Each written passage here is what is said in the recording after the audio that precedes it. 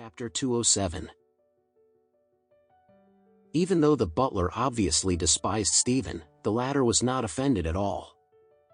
On the contrary, he continued speaking to Butler respectfully with a smile on his face. "Look here, Uncle Butler. The issues that Miss Adair is facing are getting more and more severe. All of us are worried about her. Moreover, we can't be certain that Master Oliver from Korea will definitely be able to resolve the problems that Miss Adair is facing." Upon hearing that, Butler replied coldly, "Do you really think that you will be able to find anyone as capable as Master Oliver? Please leave immediately. You will never be able to pay the Adair family back for their losses if you interrupt Master Oliver while he is reading Miss Adair's feng shui for her." Stephen scratched his head anxiously because he did not expect Butler to stop them from entering the villa. If Butler refused to let them in, how would Alex be able to help Faria? As he thought about it, Stephen suddenly blurted out, "Uncle Butler, have you heard about Gary Depp? He was also a feng shui master who was extremely arrogant, but when he overstepped his boundaries in Oris Hill, Mr. Anderson was the one who called for thunder and lightning to strike him to death."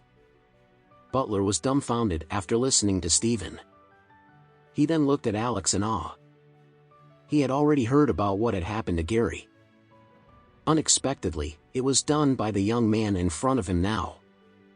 Butler immediately developed a sense of respect for Alex. Looking at Alex respectfully, he said, "I have already heard of your skills and ability, and I truly admire you, Mr. Anderson." Then, Butler hesitated for a moment before he said, "If this is the case, please go in and take a look at Miss Adair, but Mr. Anderson, this is a first-come first-served basis. Therefore, I hope that you will not bother Master Oliver before he is done looking at Miss Adair's feng shui. After all, Master Oliver came before you.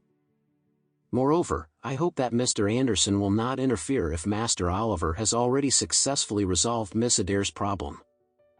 Alex nodded indifferently before he replied, "No problem." Butler then used the remote control to open the gate before he told Stephen, "You may drive the car in." As Stephen was driving into the compound of the villa, he exclaimed excitedly, "Mr.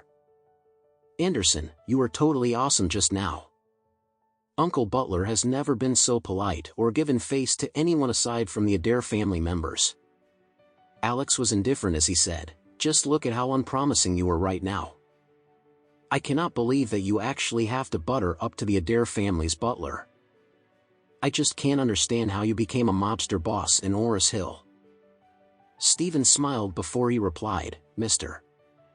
Anderson, you do not understand. No matter how great we are, at the end of the day, everyone works for money. How could I be disrespectful toward a big and prestigious family such as the Adair family? If I did not take their status into consideration, I would be jeopardizing my future." After that, Stephen parked the car and said, "Mr. Anderson, let's take a look at what Master Oliver is capable of." Butler led both of them into the villa. The villa was renovated in an extremely luxurious manner, and it seemed as though the royal family lived here. Upon arriving on the third floor, Butler led them to a room with the door wide open before he knocked gently on the door.